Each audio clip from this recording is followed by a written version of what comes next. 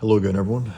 Here I am continuing my Alex Toth series. This is Alex Toth Part 12. And let me dive in. Alex was into everything, says Lou Sayer Schwartz. So it says Lou Sayer Schwartz has his say on Toth.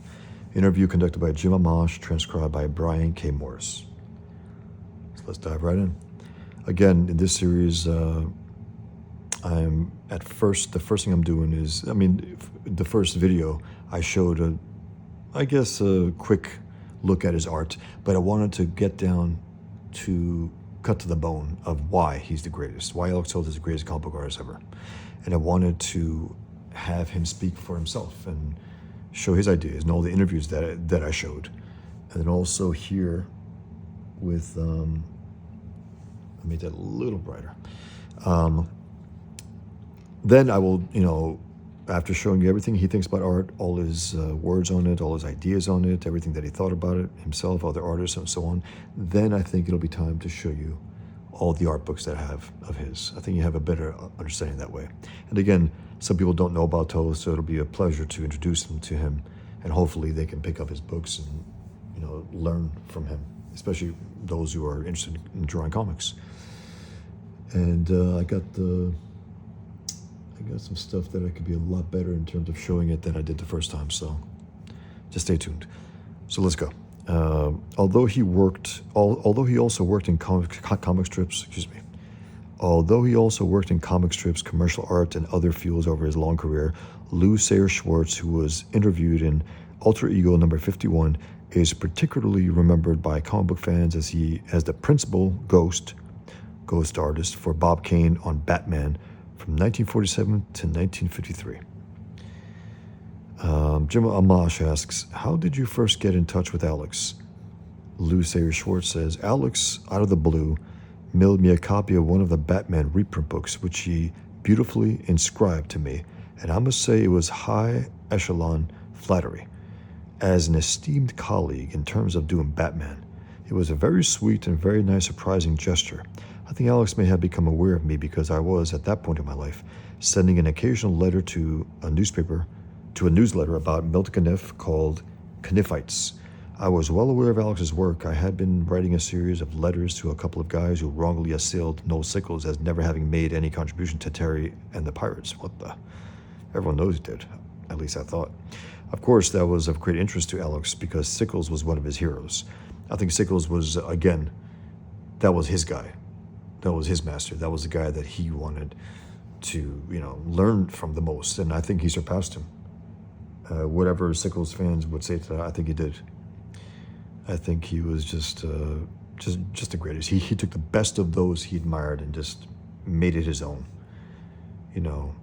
Learn from everything and go forth and be yourself. I think that was one of his sayings. I don't remember the exact quote, but along those lines. Anyway. And so I garnered, unbeknownst to me, a certain level of favor with Alex. I got in touch with him, and we started a telephone relationship, which lasted about 6 years. Wow. In between, I had produced a bunch of sort of Art Deco postcards, so I would get Alex's postcards covered with art, and I would send one of mine back to him that way. We had a lot of fun with that. Later on, I sent him a copy of the Caniff video that I had put together, and he was so delighted with it that he asked me to make some prints for his friends, of which you were one. And at that particular point, my equipment had broken down. I lived then on Cape Cod, which meant that this very complex recording setup that I had needed some attention from Boston. So it took me 2 or 3 months before I could get around to doing it. And Alex went ballistic because he didn't get them in sufficient time and thought I was, So it took me 2 or 3 months before I could get around to doing it. And Alex went ballistic because he didn't get them in sufficient time and thought I was. I don't know. I guess he was trying to finish the sentence, thought I was, cheating him or something. Who knows? Probably very impatient. Anyway, it strained our relationship, which saddened me a great deal because I valued him. But it never interfered with my admiration for him. Toth carried the comic book business beyond its own innovation in many, many ways. Great way of putting it, because it's absolutely true. He just took it and just pushed it further and further and further, and I think influenced and inspired artists to go further as well. namely Dave Mazzucchelli, who I keep going to. It's so interesting. I love Dave Mazzucchelli. Followed him for decades now, right? And he's just an all-time great. And I love the fact that in an organic way, I've been thinking about him as rereading these articles and interviews about Toth, because he is on that level of greatness. David Mazzucchelli, he is on that level of greatness, and he happened to draw some of the greatest stories in comic book history, from Daredevil Born Again to Batman Year One. They're just the greatest. And Toth didn't have that, really. He didn't have that great comic that he drew. He was so great that he made, average comic books seem great because of the art. And he made good ones even better.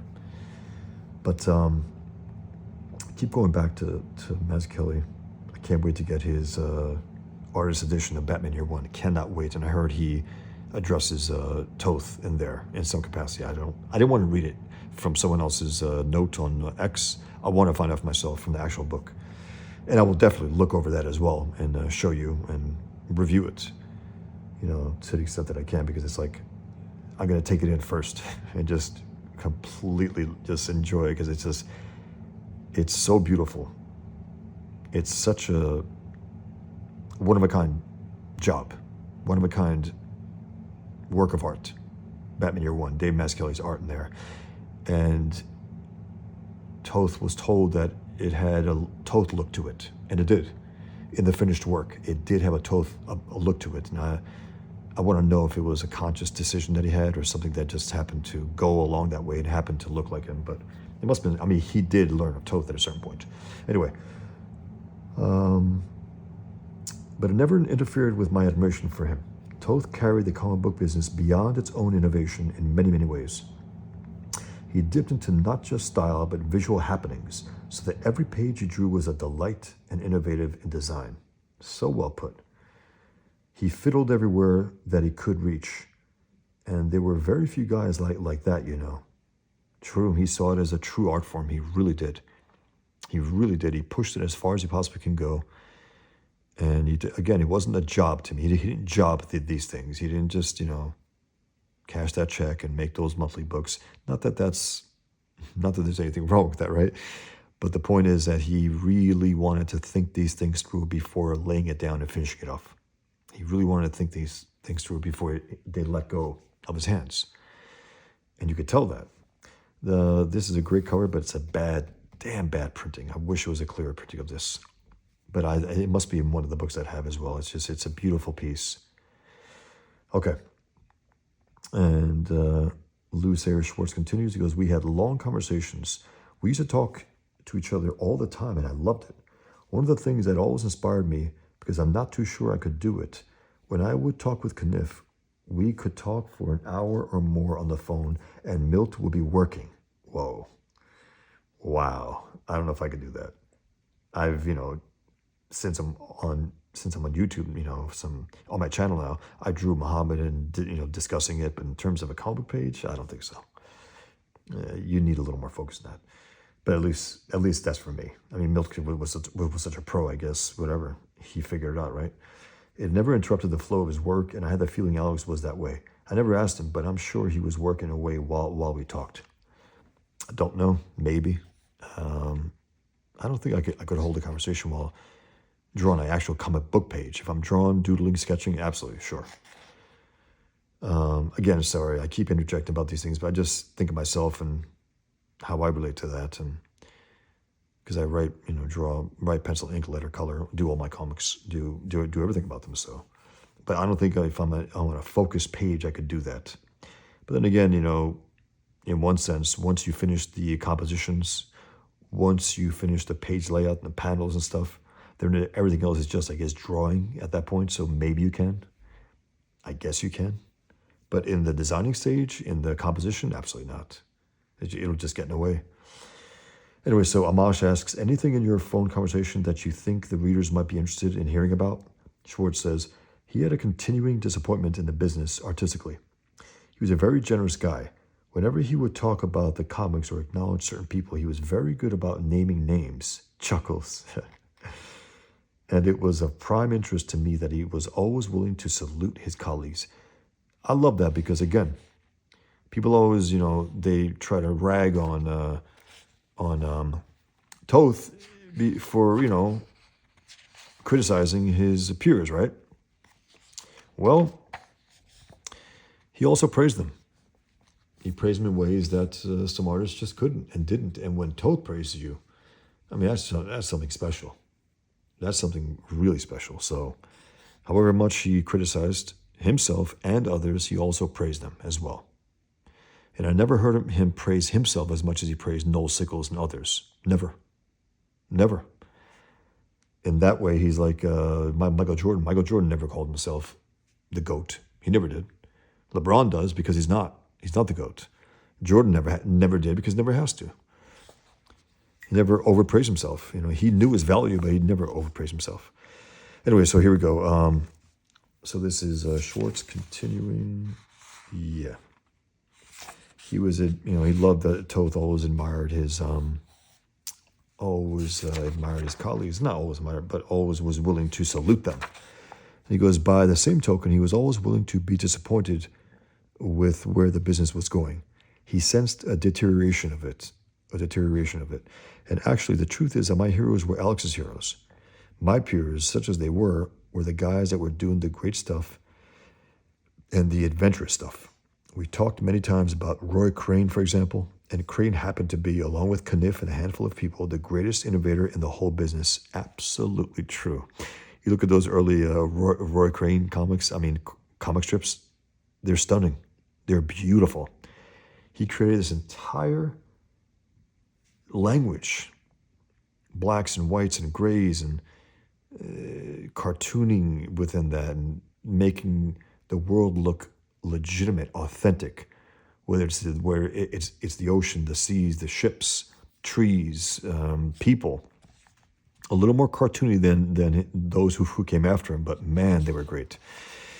And the richness of it, the beautiful balance of black and white and gray, beautiful.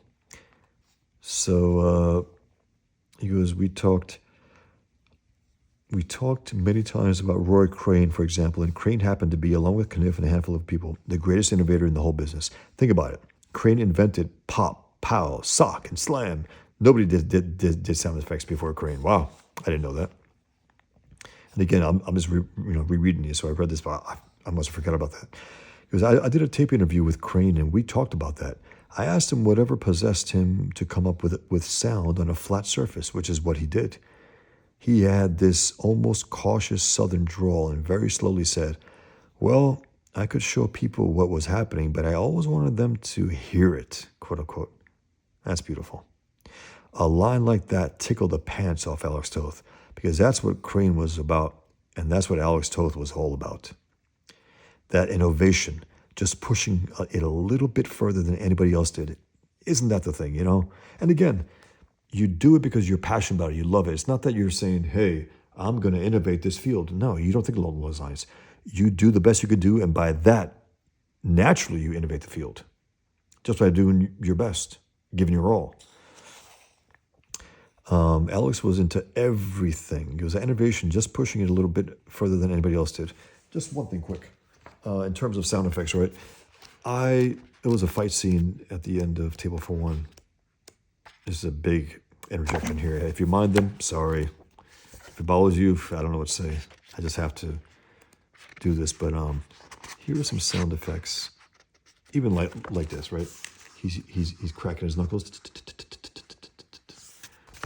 That punches, right? Something like, instead of pow, it sounds more like it's actually happening. I put G's and B's for different kind of punches. That one's bish. Thump. He kicks him in his balls. Thump. Wump. It was fun. It was my first time in my first story, my first graphic novel, to get a chance to make these sound effects. And again, there. And then it goes really crack. And this one's probably the most. It's like, it's that sound where D apostrophe SH, and it has that impactful sound. At least that's what I intended. Maybe people got it. I don't know. I hope they did. because the bigger it was, it went from G's to B's to D's. The D's were the big one. G. Anyway, let me continue. So he says there wasn't, he goes, that innovation, just pushing it a little bit further than anybody else did. Alex was into everything.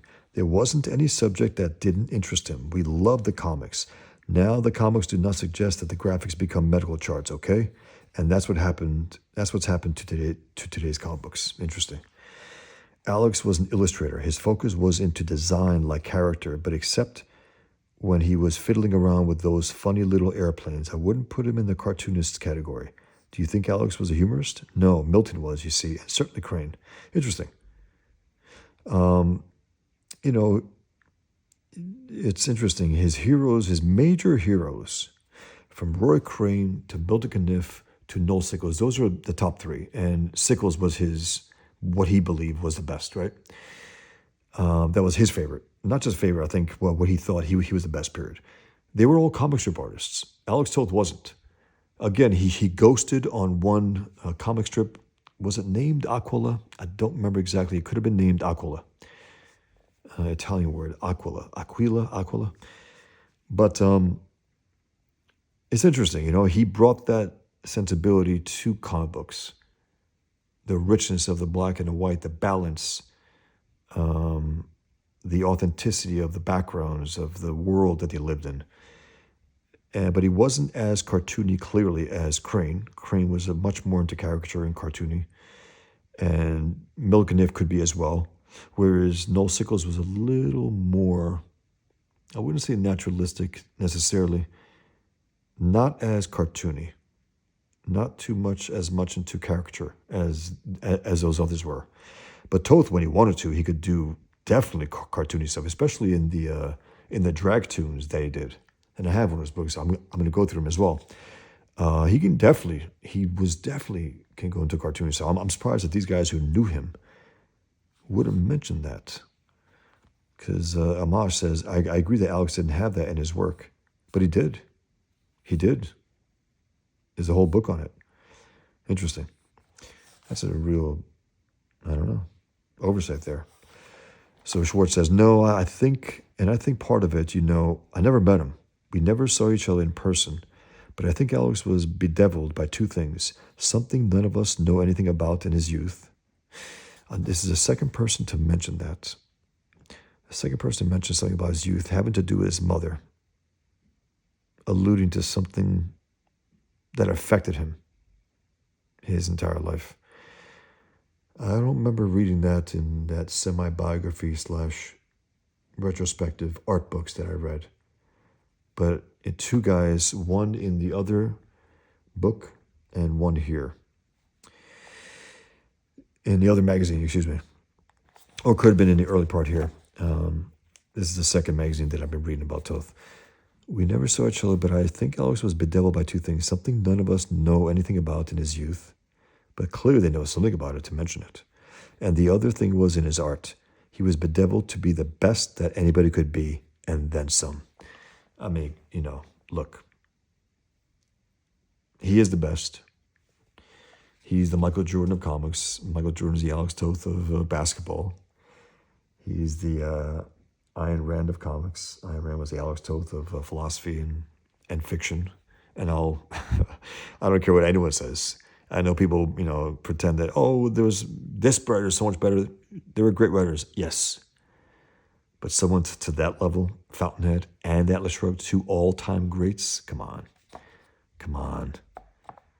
Anyway, we can argue about that. People in the chat might even do that, but it's interesting here, right? He was bedeviled to be the best that anybody could be, and then some. Isn't that the truth? Isn't that the truth?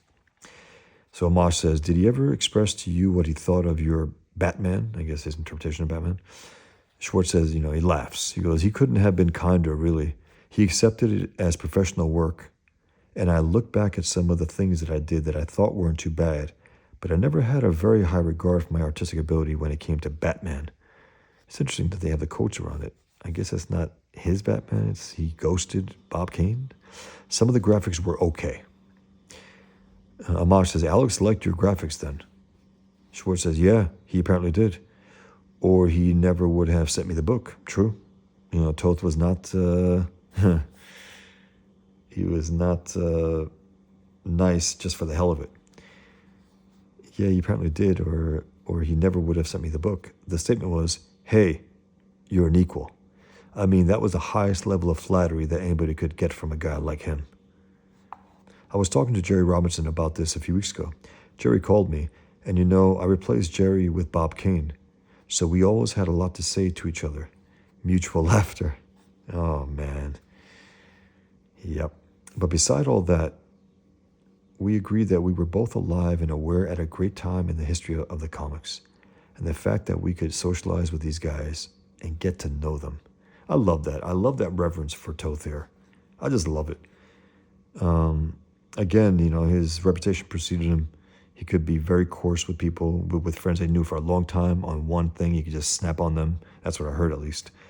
Mark Chirillo, I think, to this day, resented Toth for doing that to him. He even called him a jerk in that documentary, Simplicity. But you could tell he loves him. He loves his art. And it was because of Toth giving the word to Mark Chirillo and DC that I was able to send them Table of One. It was because of Toth. He said, Mark's a good guy, send it to him. And I did. And he could be nothing but kind.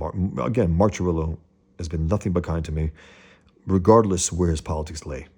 I'm assuming that he's probably left. I don't know. He's always been, responsive to me, always replied to me over the years.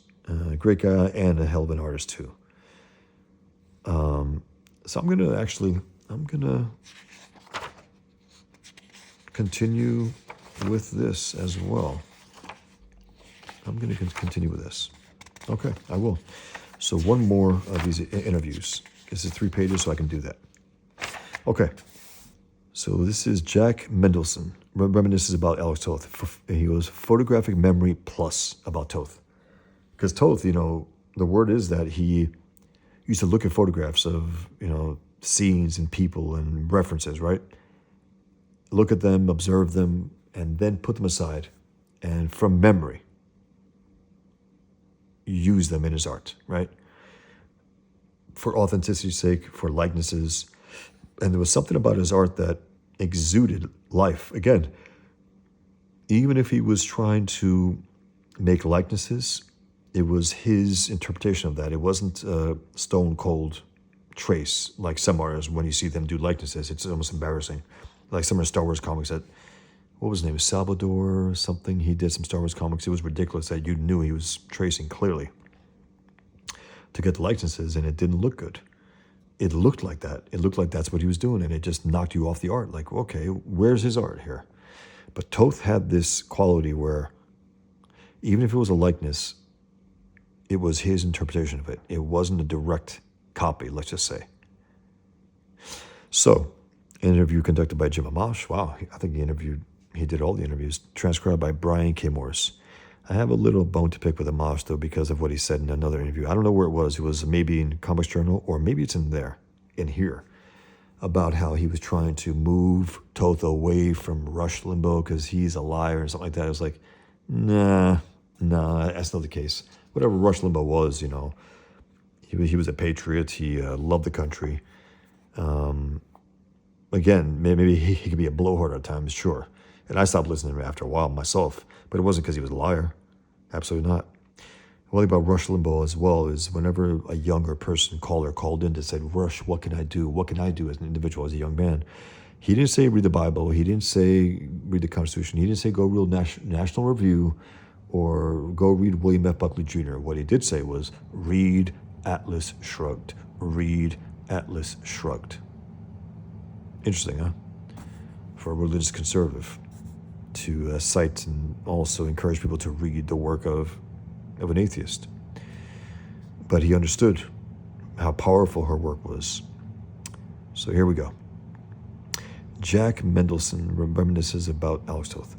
Jack Mendelson, longtime cartoonist for Dell, Quality, Ziff, Davis, Archie, and DC, was also the writer-artist of Jackie's Diary newspaper comic strip. He wrote such cartoons as The Beatles and the Yellow Submarine movie, and many TV shows, including Carter Country and animated series. Interesting. Jack Middleton says, the first time I met Alex was in New York around 1948-49. Toth was 20, I believe, at that point. He was a kid. Freelance cartoonists always tried to find some cheap office space and split it between them. Alex was briefly one of the transients in this group, which kept changing personnel. You know, you take over the guy's rent and you just move your drawing board in and start working. At one time or another, Howard Post, he was a teacher of mine at the School of Visual Arts. Interesting. Very good teacher, and it's so funny. He made an observation that people chuckled about. I was a little defensive, to be honest, about Alex Toth. He says his hands were like carrots. He goes, he was mimicking the hands of, I think, of Roy Crane, Noel Sickles, and Milton Caniff, where their fingers look like carrots. Sorry, not their hands, but their fingers look like carrots. And I was a little defensive because, first of all, he's mocking Toth, but he loved Toth. And I guess he knew Toth as well, which is phenomenal.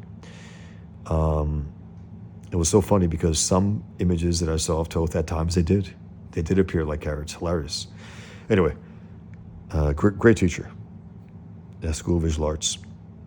At one time or another, Howard Post and Joe Kubert was there.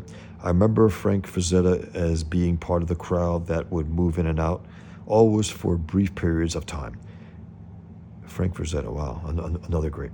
Maybe a guy would last a month or 2 months. It was where photographer Brad Smith had his studio. Brad would get these gorgeous women up there to pose nude for him. In those days, it was very shocking.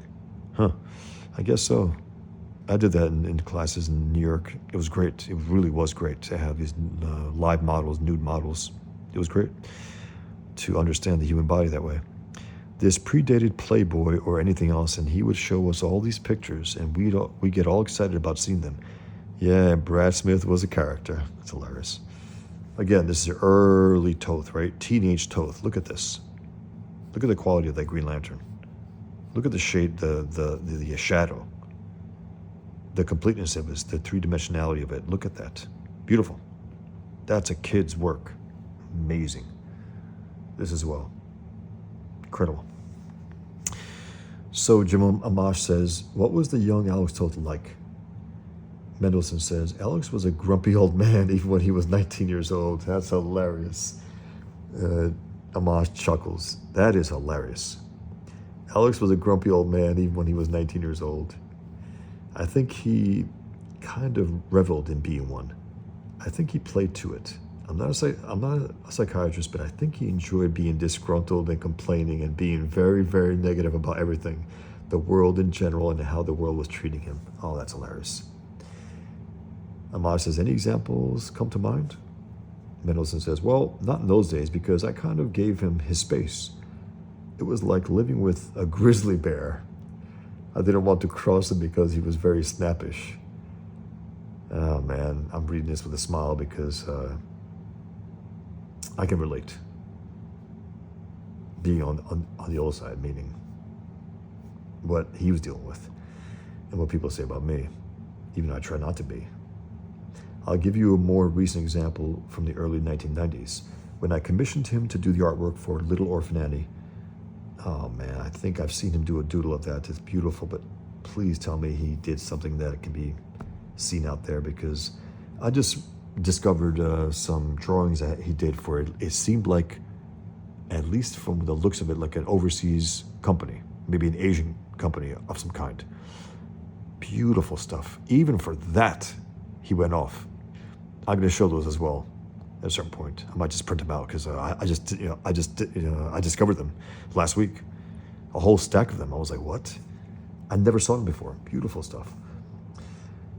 I'll give you a more recent example from the early 1990s. When I commissioned him to do the artwork for Little Orphan Annie, I didn't want to go to his smoke-filled house in Hollywood. He smoked 5 packs a day. Wow. When I smoked for 7 years. I smoked 2 packs a day. That was more than enough. 5 packs. Whew. And I love smoking, but I stopped cold turkey years ago. He smoked 5 packs a day. He had such an enormous collection of books, which were stacked floor to ceiling. And he wouldn't let any cleaning ladies in because he was afraid they'd move something, or so everything had a half-inch layer of dust on it. I did hear about that. I think his daughters mentioned that in that movie, Simplicity. That's some of his art, by the way, for the Justice League. Not Justice League, sorry. Super Friends for Hanna-Barbera. He has Super Friends. It's great stuff, man. That's really cartoony. They say he didn't do that type of thing. Look at that right there.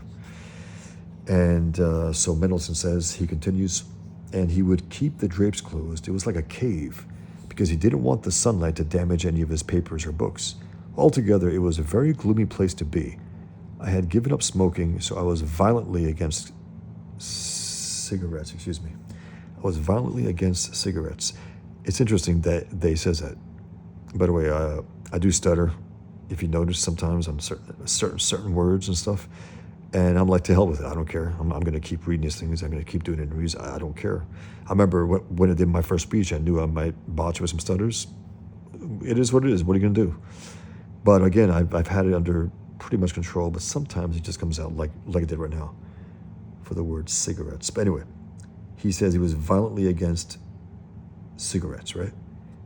And when I stopped cold turkey, I loved smoke. I loved the smell of it. I used to smoke Camels. Something about that richness, right? And I'm doing something right now where I'm using cigarettes as a prop, right? As reference. I want to see how the smoke goes. I want to draw that. And I even puffed away a few times for this particular story that I'm doing. And I haven't begun to smoke again. It's just that reminder.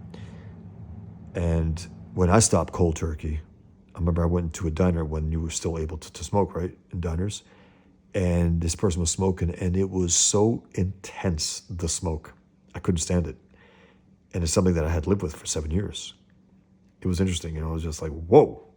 It really affected me. But anyway, so he says he was violently against cigarettes. He goes, the whole idea of going there turned me off.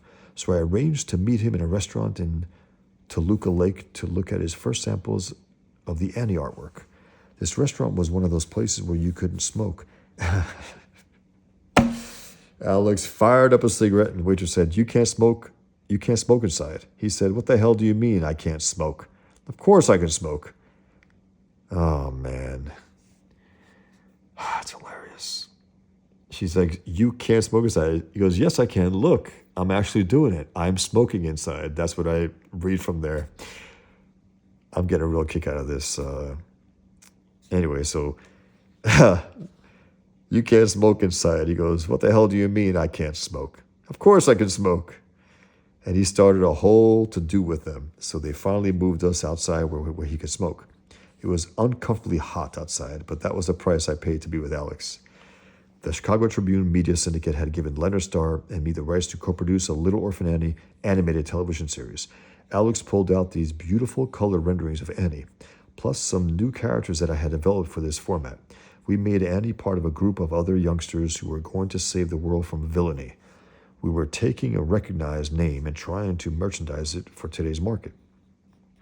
These were just color roughs. To me, they looked finished, but to him, they were just samples. Yeah, think about that, huh?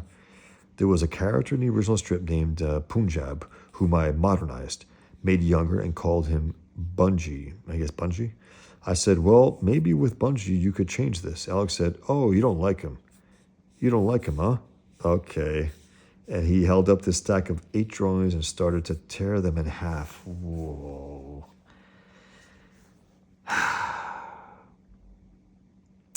That's, in the movie they mentioned something. What's it called? What's it called when you get high, low?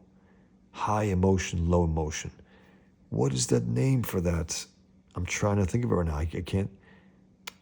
I should be able to think of it, but he had a problem with that, And clearly, he had a problem here because he assumed the guy was trying to criticize his art, so he started to tear it up in front of him. He's tear up these beautiful pieces of art that he painted in front of him. I said, Alex, what are you doing? And grabbed them out of his hands.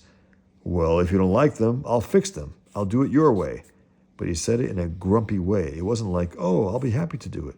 He was resentful that I had any negative comment about them or would even suggest they weren't just right. They were just suggestions. I won the tug of war and he carted them back to his place and did, in fact, make the changes the second time around. Whether it was a dramatic or melodramatic gesture, whether he really was going to tear them or not, I don't know. Oh, okay, so he was about to. I see. But he was so prolific that he probably would have torn them up and redrawn them, which he did do, which I think had been done to him when he was younger by some of the editors. They used to rip his art. So he started to do that. It's unfortunate, it's like, that's your work, that's your baby. I don't know. I can't do that personally. In the late 70s, he was doing model sheets for a lot of Hanna-Barbera's science fiction and action adventure shows. And I remember that he had a drawing of a tank. It was almost like those toys they make where a character would convert into a tank or an airplane. It wasn't a transformer, exactly, but it was some mechanical thing with all kinds of weaponry on it. I said, this is great. And Alex says, oh, yeah. And this could actually, he goes, oh, yeah. And this actually would work. This gun rises up and I said, where do you find reference for this stuff? Most cartoonists have swipe files, but he didn't. He said, it's all up in my head. I just visualize it. I know where every nut and bolt and screw works on anything mechanical. And I know if it's in the wrong place, it wouldn't work. So believe me, everything's in the right place. Interesting, huh? Something about that also, and why his work is so lifelike. He did the runaround, meaning his mind could wrap around an object or the body and just make it look. Even these little simple drawings here, look at that. It's great. He was like an engineer. He knew every strut on an airplane, where it went and where it led to and what it supported. It was like photographic memory plus. It was like photographic memory plus. Everything was functional and could work the way he designed it. He was astounding. Amaj says, any personal stories come to mind? Let's get into the personal of this guy. How about the work? That's why he was, I think, leaning left, trying to get Toth away from being a right-winger. It's like, no. You're not going to change a guy who's set in his ways, especially at his age at that point. Anyway, so Mendelsohn says, well, I know he didn't have too much good to say about his ex-wife, who happened to be his third. She got his car, so he had the typical divorced guy's bitterness about the laws here. But that's all I can remember. I'm glad he stopped there, because Amaj was just getting stupid about the personal stuff. Who the hell cares? I mean, really. We're talking about his art here with a colleague. Ugh. For some reason, he liked me. He didn't like many people at Hanna-Barbera. We'd go to lunch together and schmooze. I found him a fascinating guy. For a while, he was sending me these little lettered postcards that looked like they could be playing cards. And he was always dropping me notes about things. He was a very generous person, the second person to say that, unlike Amaj, who is his friend, and I haven't heard him say that yet. I just got it, I don't know, got it in for some of these guys. They pal around these legends, and they take little pot shots here and there and try to change them, like a woman would try to change you, in the worst sense. Anyway, he was a very generous person. I told him I was doing a new television version of Betty Boop. And the next thing I know, there's a huge FedEx package at my door containing the entire collection of Betty Boop cartoons. Wow. Alex went out and spent maybe $100 or so, and we were not that close of friends. I thought that was so sweet of him. I knew his last wife, Gala, who worked at Hanna-Barbera. Gala was a very sweet lady. She changed his life. They'd go on trips. She made him a very outgoing guy who now could socialize with people, and he just opened up. He blossomed under her demonstration of how you do it. But when she died, he became even worse than he was before. He rolled himself into a little ball. I read that as well. He loved her to death. That was the word. I think that was the love of his life, his last wife. And he didn't produce as much after. And while he was doing Bravo for Adventure, he was going to the hospital to see her while she was dying. So that's the context that he was working on. That crazy. Another thing that Alex reminded me of, and I didn't remember, somewhere in the early 50s, I went to Korea on the USO cartoonist tour to entertain the troops. Alex was stationed there, having been drafted by the armed services. He was a private. He looked us up, and we all went out to dinner. Jerry Robinson, Alex, myself, and some other cartoonists who were in our group. Jerry Robinson, I believe he's the one who created the Joker. And I showed him one of my Joker drawings. He liked it. Pretty cool at a convention. You know, you got these old timers. They were always just showing their stuff and still going to these conventions. Pretty wild. Amash says, did you feel that Alex was not satisfied with his own work? Mendelsohn says, now that's a very complex question. It's really hard for me to say. He didn't seem to have any vanity about his work. I mean, he didn't brag or say, I'm better than Kniff, or I'm better than this guy, or anything like that. I think he was always jealous of the fact that guys like Frank Robbins, Milton Kniff, Noel Sickles, and others had so much more success than he did. I'm betting. I think he was always jealous. That doesn't sound like Toth to me. Jealous? They had such more success than he did? He didn't want to acknowledge that it was his personality that kept him from having greater success. Oh, please. It was almost, and that's me saying, you know, F you almost, but whatever. It was almost like he wanted to pick a fight with people, like he did with a restaurant, you know. He was very confrontational and would confront you if you challenged him in any way.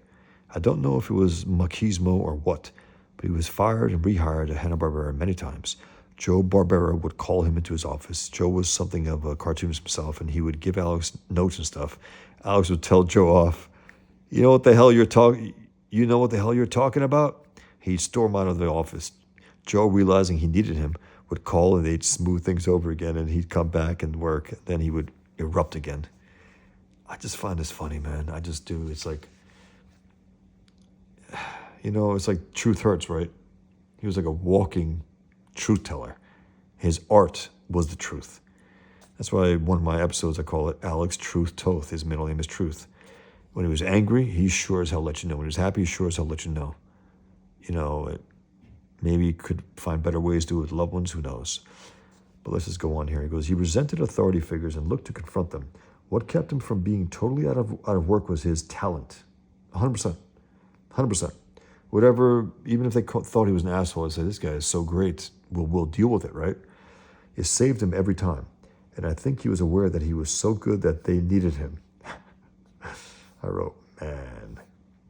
Joe would put up with any amount of insult from Alex because he needed him. Alex once told me that he could say anything to Joe Barbera and he'd put up with it. But he didn't see that as a virtue. He saw it on Barbera's part as kind of a weakness that he would give in. I just think that if it wasn't for his personality, he would have gone beyond Milton Kniff. If only he could have just been more diplomatic with people. See, then he wouldn't be Toth. You know, do you know of Mendelsohn? I don't know about him. I don't. I sure as hell know about Toth. I don't know about Jack Mendelsohn. Maybe he was the sweetest guy in the world, right? So what? Was his work once in a lifetime? I don't see any of it here. I don't. And again, I'm not being just overly defensive of Toth, but it's like, come on, man. This guy's a master. Okay? And he was not that diplomatic. Maybe a part of him thought if he's trying to be diplomatic, you know, to schmooze people, to this and that, that's not in his nature. He doesn't have to be. He was so great, again, you couldn't ignore him. Yeah, you had to give him work, and you deal with some of the consequences sometimes if he's pissed off, whatever. I doubt he was always like that, or else he wouldn't be able to maintain his own work. I mean, he just wouldn't be able. People would have fired him a lot more than they did, if they did. It looks like they did, back and forth. I lived in a place called Sherman Oaks in California. I remember that area when I lived there. And my neighbor was writer-director Lawrence Kasdan, who wrote, co-wrote Empire Strikes Back, directed some movies. At that time, he was just making inroads with the Steven Spielberg people. He had worked on an Indiana Jones movie and now had a lot of projects with them. He wanted to do some of his own. He caught the bug of storyboards from Spielberg because Spielberg used them all the time, you know. And so I called Kasdan and I recommended Alex. He says, sure, I'd love to meet the guy. He's very talented. So on their own, they arranged a meeting. I saw Kasdan one day and I said, how did it work out with you and Alex? With you and Alex Toth? He says, I couldn't get along with the guy. I don't know. I'm an easygoing guy, but I was getting such negative input from him and such sour reaction to anything I said. I'd really rather not work with a guy like that. So it was embarrassing for all of us. Now listen to this, okay? I put, it was embarrassing for all of us. Think about that. Again, I get pissed off for something like that. Is it embarrassing for all you guys?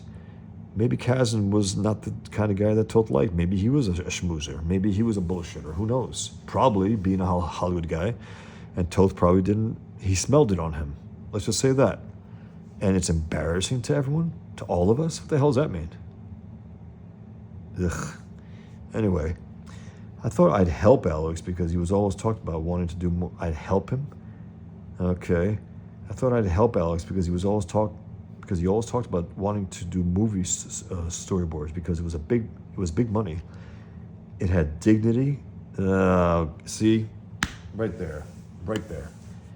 This is a Hollywood whore who's talking about dignity, meaning, to hell with comics and comic strips. The real dignity is Hollywood. Hollywood dignity? That's repulsive. Dignity and Hollywood don't belong together. One of the lowest places on earth. All the stories you read, all the biographies of all these actors that I've read. Low lifes galore. Dignity, he says. Ugh. What a presumptuous bastard. I thought I'd help. First of all, even that language, right? And it seems like Amash was loving this because he was ribbing him to do that. Hey, you got any personal shit? Huh? Nasty. I thought I'd help Alex because he'll help him. Always talked about wanting to do movie storyboards because it was big money. It had dignity, as if comics don't. I can't stand all these hacks who pretend that. There's more dignity in comic books than there is in Hollywood. I will say that, despite all the weirdos and creeps in comics. It's a far more creative field, as in is usually, well, not usually, but sometimes it's one vision, right? The guy does everything, whereas Hollywood, you got a mass of people. Good, bad, ugly, everything, and hopefully it works out. A lot of times it doesn't. The majority of times it doesn't. What happens behind the scenes, forget about it. It's disgusting. But anyway, help Alex, dignity. It challenged a lot of his creativity, and he dreamed of it. And I thought, hey, what an opportunity for Alex. My neighbor is a guy who's now in charge of that. But it just didn't work out. Alex was really more talented than most of the guys who were very successful in that same realm of what he was doing. Yeah, good ending at least. Ugh, that interview pissed me off. So I'm going to read this one next time. Thanks for indulging me here. I got off the page here and there sometimes, and I just got pissed off at some of the stuff too. Couldn't stand some of the stuff that this guy was saying, and also Amash was trying to get out of him. So I know in one of these, I think it's in one of these, maybe in a book where Amash reveals that he was trying to save Toth from conservatism. Ugh. Oh man, I can't wait to read this. Alex Toth by Terry Austin. Man, one of the greatest thinkers of all time. Terry Austin, talking about Toth. Man, I can't wait to reread that. Anyway, thanks for watching, guys. If you could please subscribe, please. I want to grow this channel. And if you like it, give a like to this video and check out my other videos. Again, this is Alex Toth, part 12. Until next time, take care.